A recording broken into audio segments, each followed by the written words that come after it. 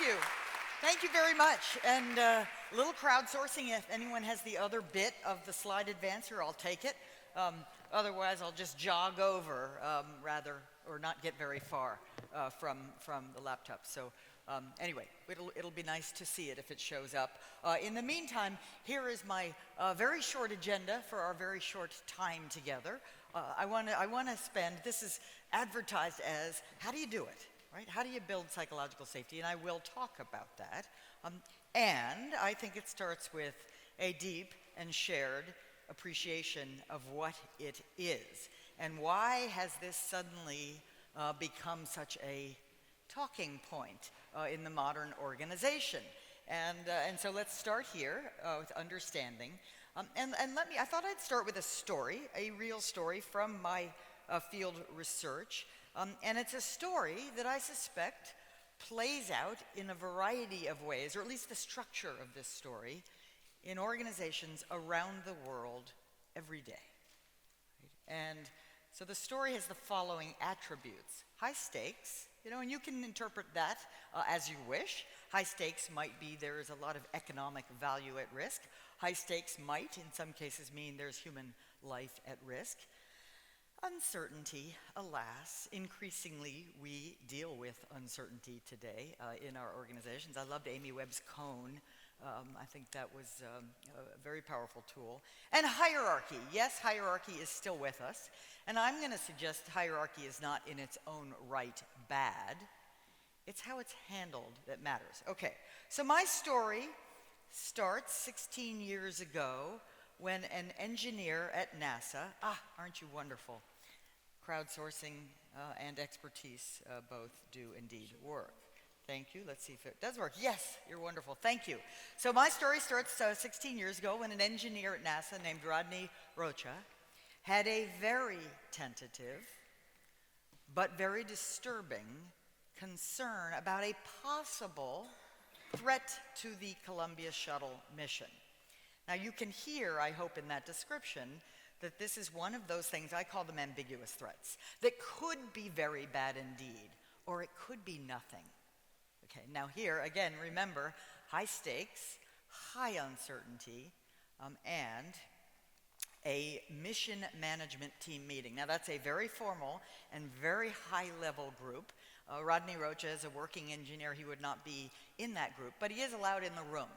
And when that group, the mission management team, led by Linda Ham, discusses this issue, the foam strike issue, very briefly and very superficially, and then dismisses it as not a concern, Rodney stays silent.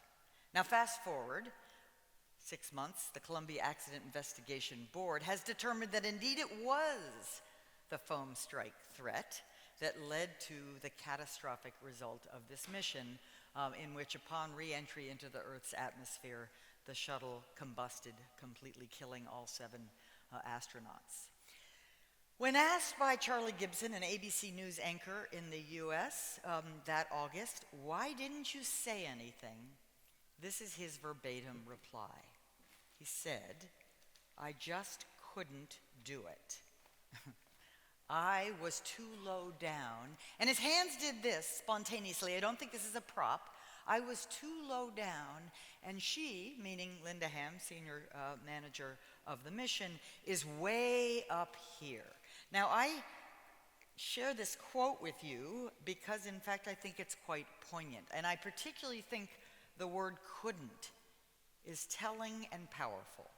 I think the experience of not being able to speak up at work feels almost physiological, right? There's this sense that not I chose not to, didn't feel appropriate, but I think his wording is actually quite accurate. So this made it impossible. Now, I'll argue later that it's more than this. This doesn't have to make it impossible, and I will explain. But again, when high stakes meets high uncertainty and hierarchy, which is happening every day in organizations around the world, people will be predisposed to hold back, especially when anything like this list of ingredients is present. And this was the list that indeed was present in the NASA shuttle story.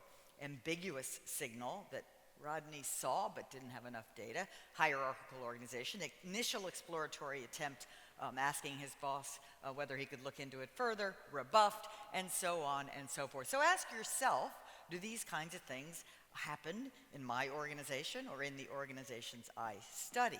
And the answer is probably yes. So I'll ask you, just as a kind of quick empathy exercise, to think of a work situation at any point in your career. It could be last week, it could be at the very start of your adult working life, where you held back on speaking up with a potentially, not necessarily, but potentially important work-related idea, question, concern of any kind.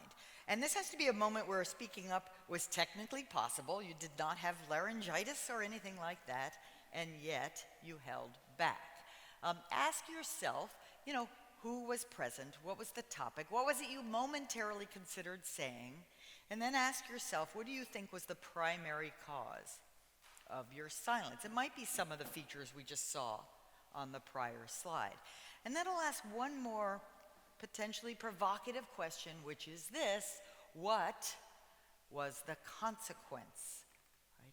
And the consequences, I want to argue, of these moments of silence that are so prevalent in organizations around the world can indeed range from, at the small, a feeling of being a wimp, regret, not feeling good about oneself at work, all the way over to the tragic loss of the lives of 7 astronauts. Right, so that's a big range, I understand that, and thankfully the high end of the scale is not the normal one, and yet it's worth thinking about. But why is this so common?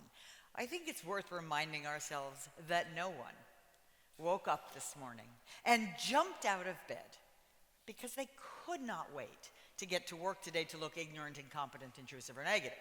Am I right? We human beings so prefer to look smart, capable, helpful, and positive.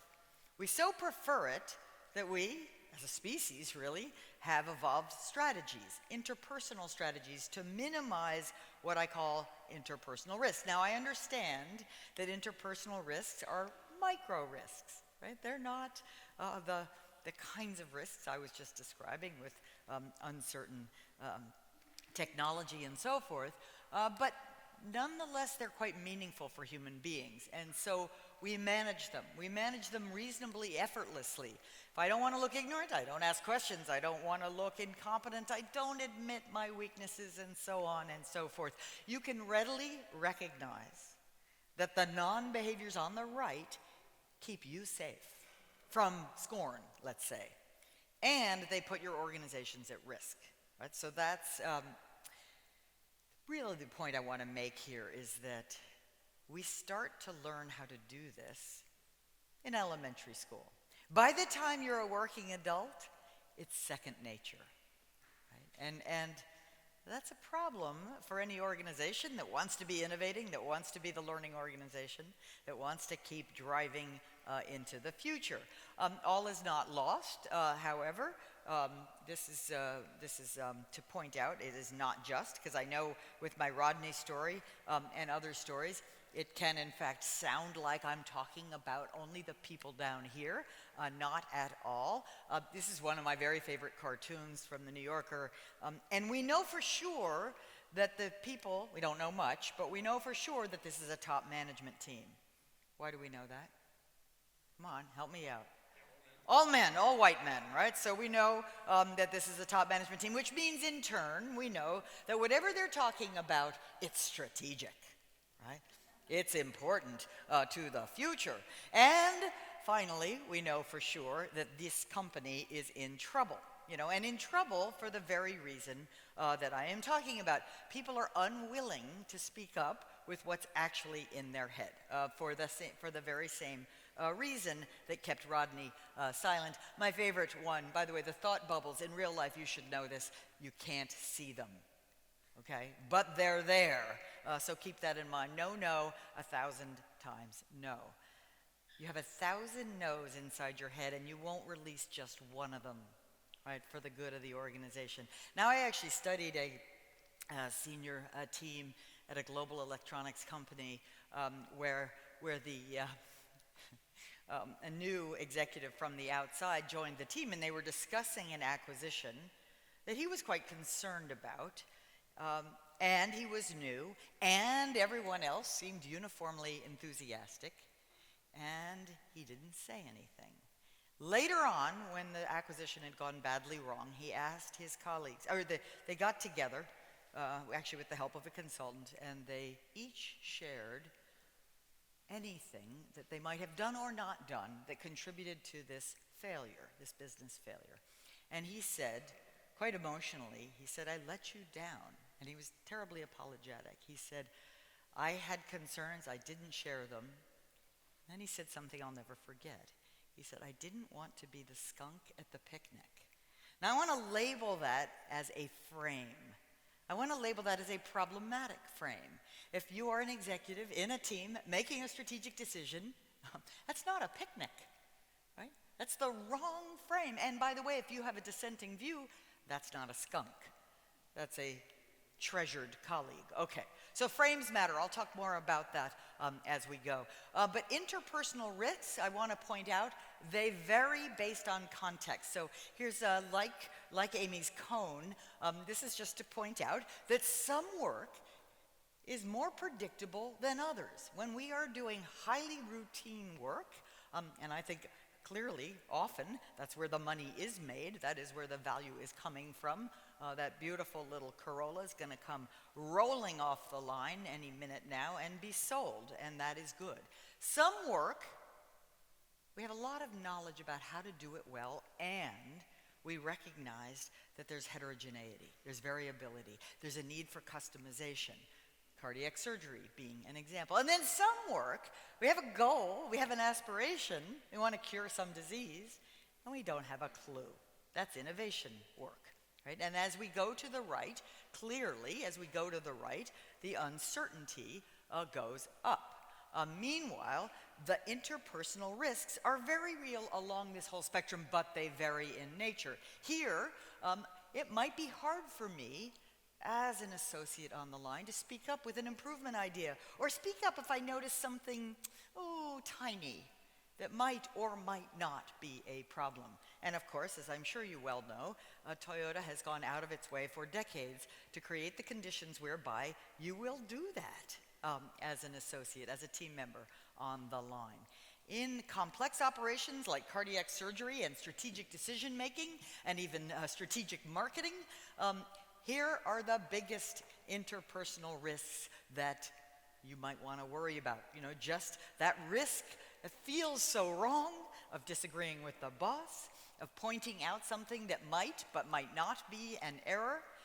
And finally, of course, the interpersonal risk that you worry about in innovation is a reluctance to fail.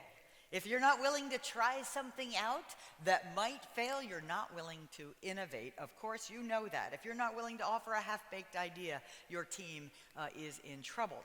So interpersonal risks vary based on context, and yet there are some strange workplaces where they have managed to, in a sense, overcome these risks with what I call psychological safety, which is a shared belief that this team, this unit, this work environment is indeed safe, or is indeed one that's conducive to speaking up with half-baked ideas, with concerns, with questions, and even with mistakes, and a belief that yes, not that it's easy, might still take some courage, but my colleagues will appreciate it. Right? My colleagues will not reject me in any way for doing that. You can think of it as if you wish, as a sense of permission for candor. Right? That this is hey, not advice for your next dinner party. This is for the workplace, and especially as the uncertainty goes up. So I found over the years that I need to be clear because people hear such things as, psychological safety, she's talking about being nice. No. In fact, in many ways, you might interpret somebody being candid as the opposite of nice. I think we'd have to go to sort of linguistic domain to think this through, but this is not about what most people think of as being nice, which is I won't say anything not nice to your face. That's not nice. Touchy-feely, it's not soft. It's not permission to whine and just release every complaint you have. It's also not a guarantee that all of your ideas will be applauded, right? It's not the same as a safe space, which is a trigger-free space. It's not, God no, freedom from conflict. It's not permission to relax, not at all. In fact, psychologically safe workplaces are the most engaged, I would argue, most of the time. It's not nirvana. It's not oversharing. And finally, it's not the goal. This is really important to me. I am not up here to advocate that we all need to have psychologically safe workplaces because that's what we need to do. No, I just simply think it's the underpinning. I think it's a requirement for innovation, for dealing with uncertainty in appropriate ways, in useful ways, in thoughtful ways. So what we know, this to me is one of the most interesting and robust findings over the years. In study after study that I've done and many others have done, psychological safety is variegated. Right? There's no such thing as what is the psychological safety at P&G. It's this team and that team and this geography and that geography. And so the implications, of course, of that empirical finding are that leaders in the middle matter.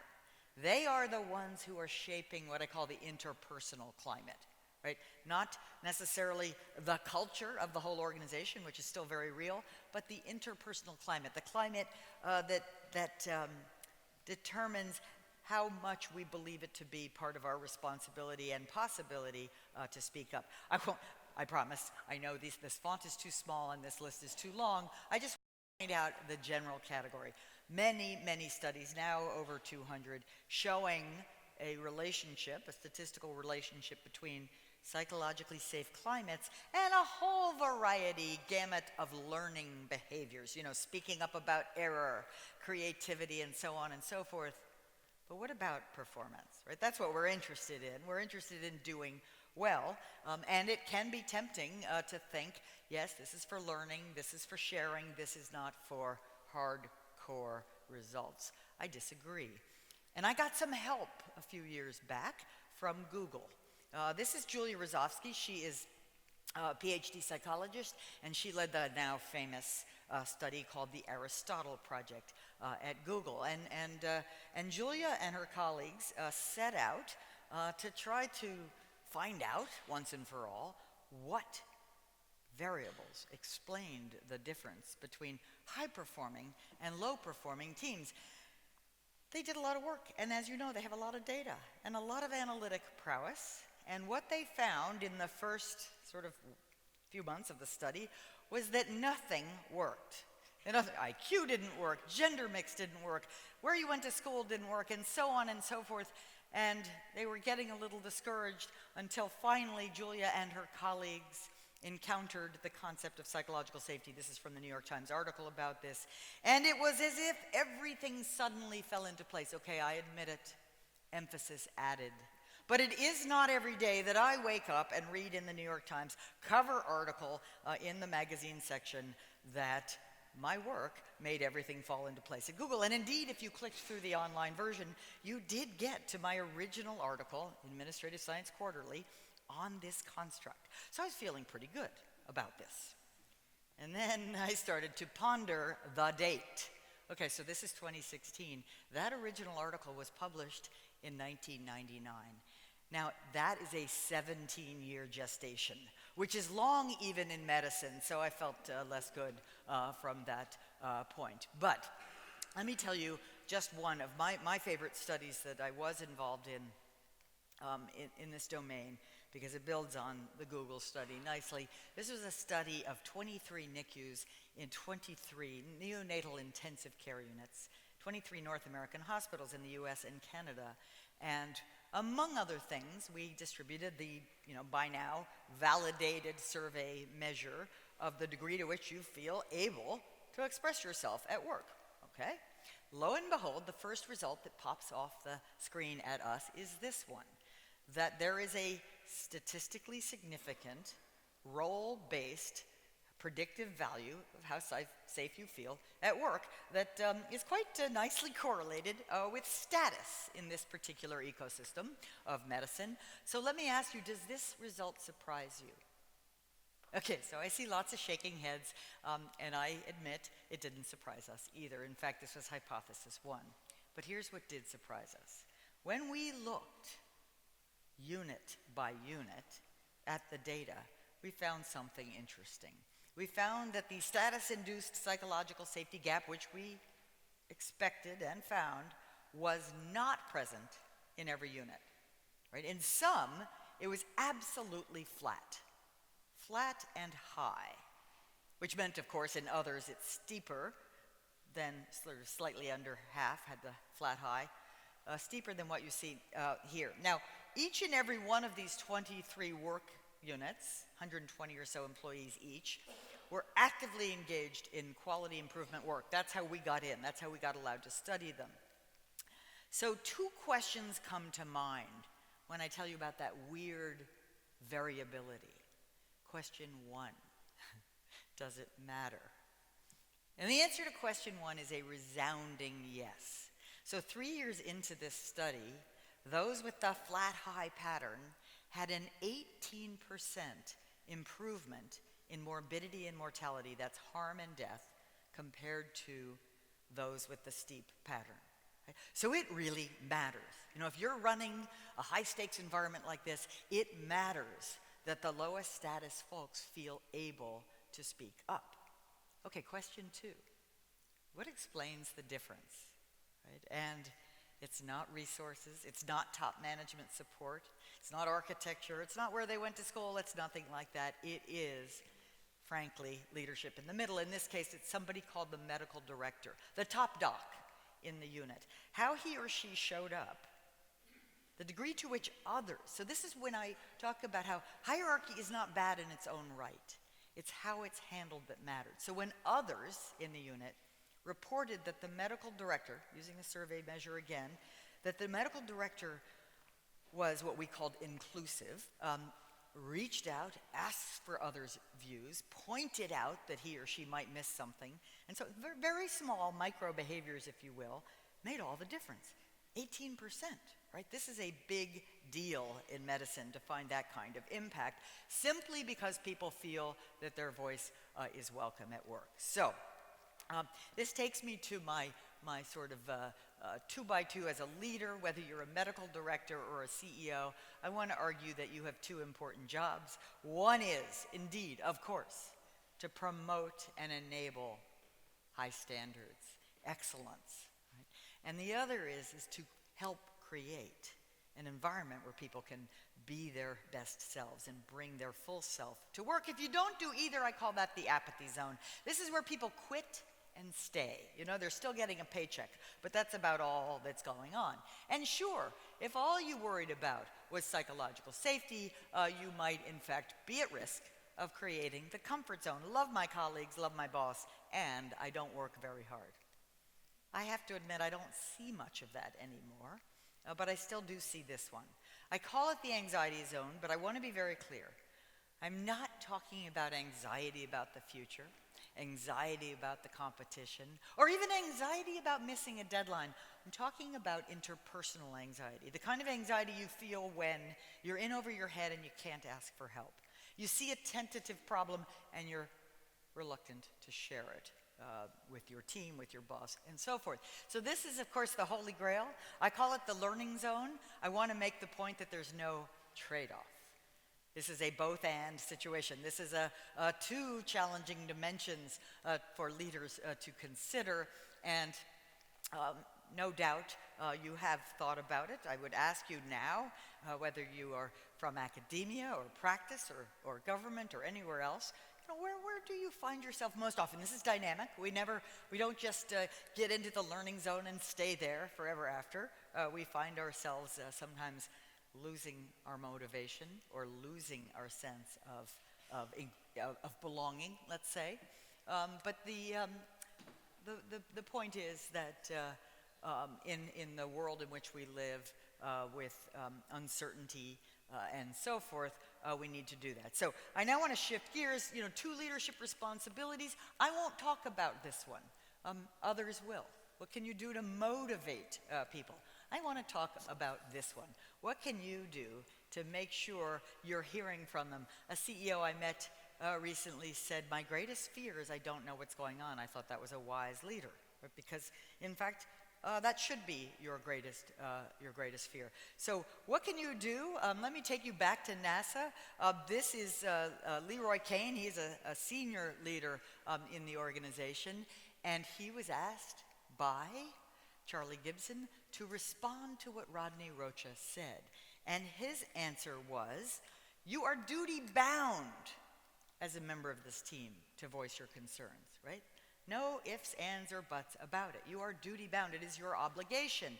He continued, Gibson said, "Oh, so you just stand up and you holler." He goes, "You don't have to holler. You just stand up. You say, 'Here's my concern. Here's why it's my concern and I'm not comfortable.'" Now, I suspect some of you are thinking, yeah, easy for him to say, and so am I. But I don't blame him for it. I choose to think he's blind rather than deliberately dissembling here. But it is, in fact, I think also many of you may agree, right? Yes, you are duty-bound. You must speak up, especially when human life is at risk.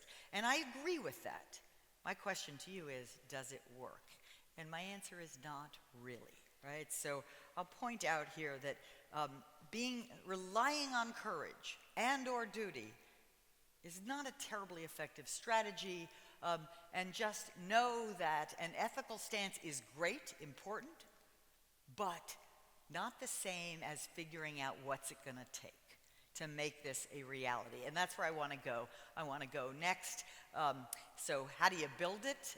Very quickly, it's 3 simple things, please understand. Simple is not a synonym for easy.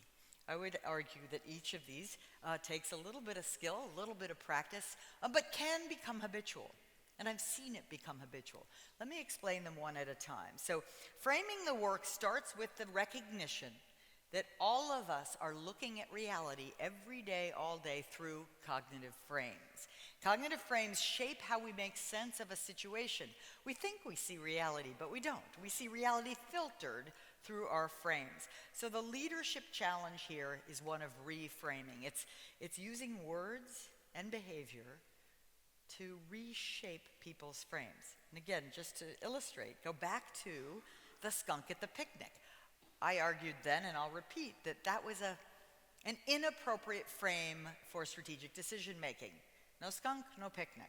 So the leader's job ought to be, and I'll give you some examples in a moment, to make sure no one is inadvertently holding that frame. So I'm going to share with you 3 quick leadership framing statements, some of my particular favorites. This is David Kelly, the Stanford engineering professor and co-founder of IDEO, arguably the world's most celebrated innovation consultancy, if nothing else. And David will go around, he'll see a design team working on a project for a client, and he'll say, "Fail often to succeed sooner." Now, does David intend to have this team send bad work to the client?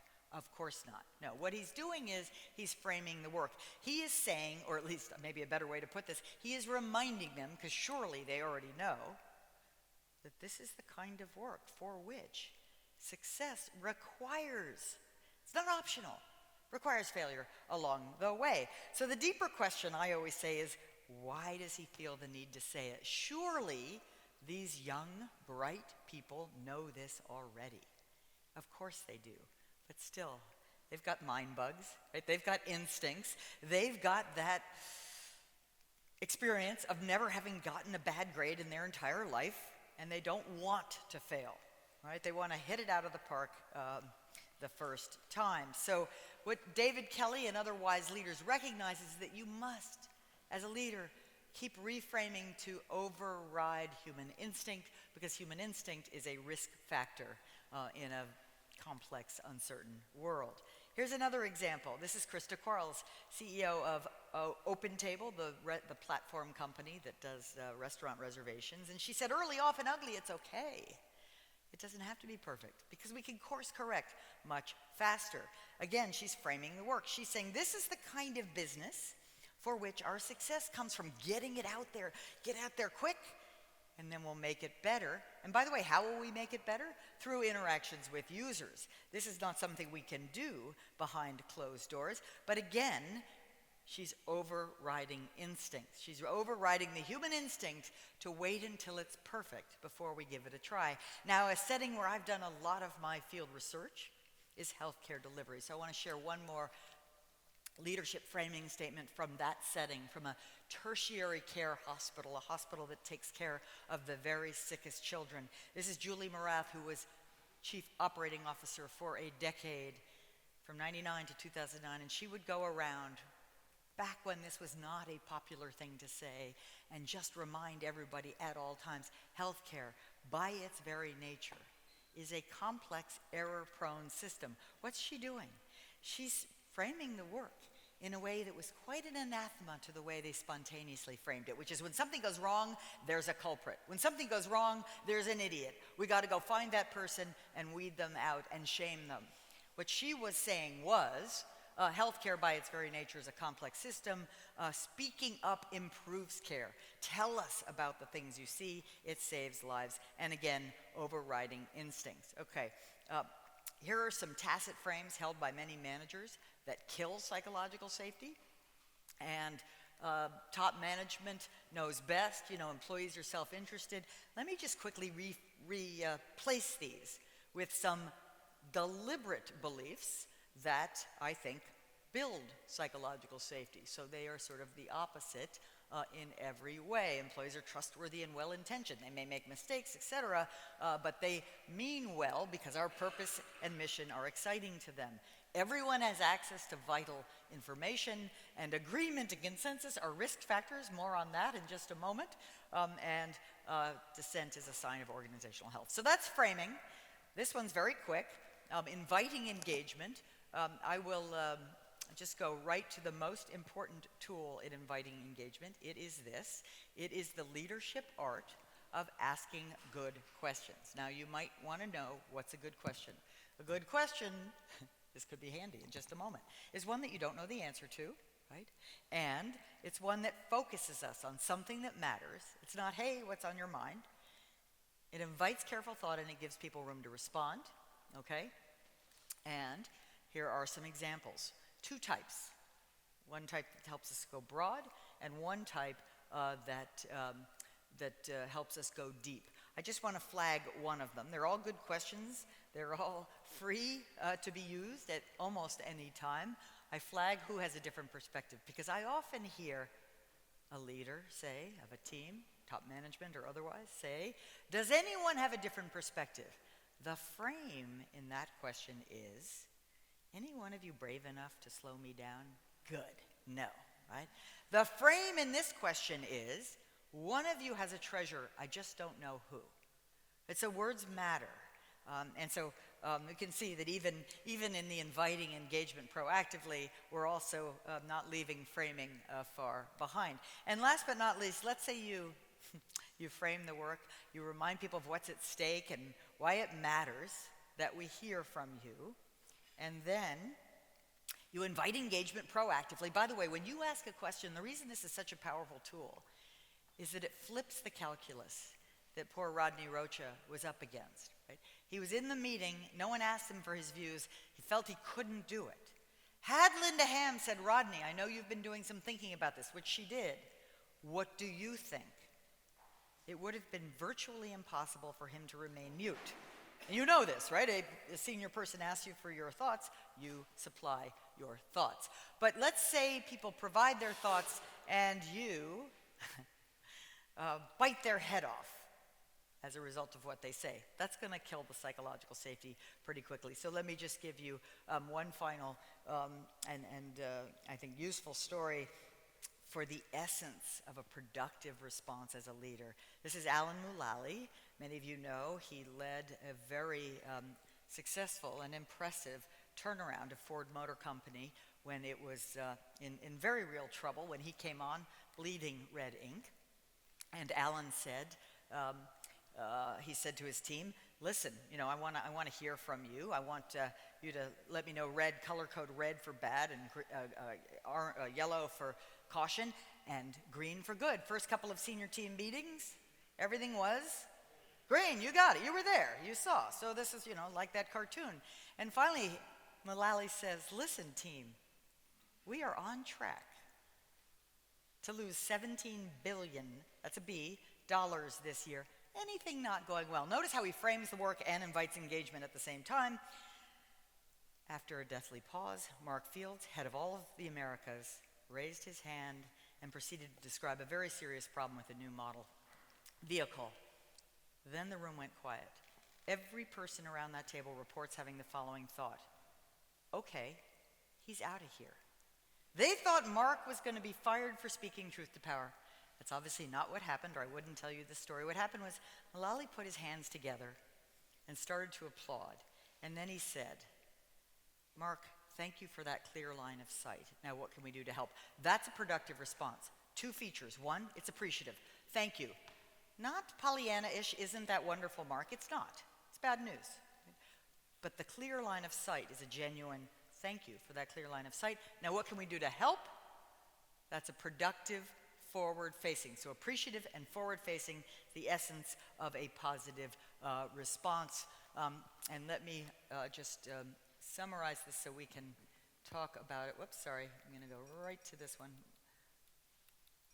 I put this up here so I could do this more quickly. But this is essentially how you build psychological safety is what I've just said, but summarized here. And you can match this to some very real values that we talk a lot about nowadays. A sense of humility about what we're up against, a sense of cultivating curiosity about what might work and what people might know or bring, and a sense of empathy when people are bringing bad news or questions or concerns of all kinds. All of those values will encourage the kinds of responses I think that we deeply need. So what questions do you have?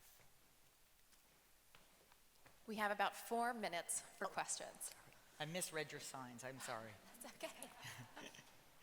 And of course, the answers are all in here. Whoops. Here's your question. Here's questions for you. Here's questions for you as leaders in every realm to go back. But what questions do you have? Yes. Yes, sir. We can probably hear you because you're in the back and standing. But here's the... So, one of the dilemmas I have in team meetings is separating emotion from the content. Good luck with that. So, how do you don't mean, but of course, you end up showing your emotions. Yeah. And it interferes with the psychological safety. Absolutely right. So here's the most important thing, because emotions, especially emotions of anger or fear, are going to often get in the way of a climate of candor. A productive response, an important thing to know when the emotion does get the better of you, is a productive response is to apologize, to take ownership of it. Say, I'm sorry, I apologize for reacting that way. It caught me by surprise, and I let my emotions get the better of me. But thank you.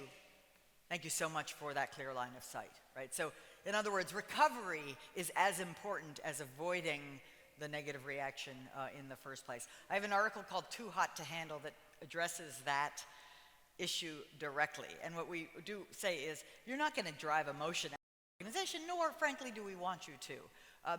But we all can learn to manage them better and then to recuperate more effectively when they do. And Too Hot to Handle refers to, the kinds of difficult conversations we often have where we disagree and dissent and so forth. Yes? Sure.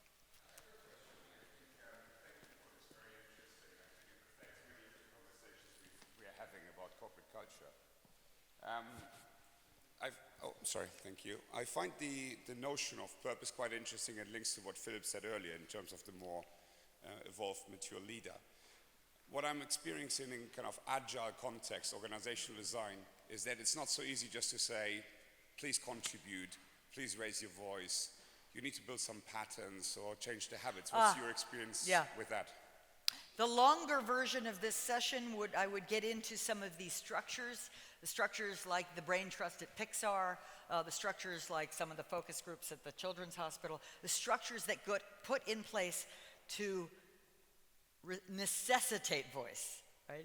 It's one thing to invite it, it's another to make it impossible not to offer it, with structures like the Brain Trust, where people come together and their voices in critique of an evolving movie are absolutely required. And there have to be, and there are, lovely ground rules put in place to make it work. So, terrific question. We'll take and maybe one the last more one? question. Yeah. Yes. Maybe you can help me with something. You mentioned it briefly. If it leads away, please let's just discard it. But safe space. Yeah. This is a phenomenon at U.S. American university campuses, exactly. which I do not understand. Can you give us a 30-second? I may not be able to help because I think it's well-meaning and counterproductive often. And by well-meaning, I do believe that all of us need places to retreat to. Right? We need to go back to our room and sort of, lick our wounds at times and meet up with a friend and have a glass of wine or what have you. And I don't think the classroom is necessarily one of those places. Classrooms are places for learning. And I don't believe we can accomplish the goal of protection and learning at the same time. Right? Thank you. Yes, indeed, and I'm all for getting yourself out of harm's way. But I believe the interpersonal risks, our brains, our amygdalas, magnify them. They lie to us. Our brains tell us that it will be terrible and life-threatening if a colleague thinks less of me because I ask for help on a difficult task. That is very different than escaping Austria. So we do, and of course in hospitals, we do want to be clear about real, true, life-threatening risks and get people out of harm's way to a safer space. But interpersonal risks are not those, and yet our stupid little brains treat them as if they were, and to the detriment of our colleagues and our organizations, and certainly innovation. So thank you, Nicole. Thank you, everybody. Thank you so much, Amy.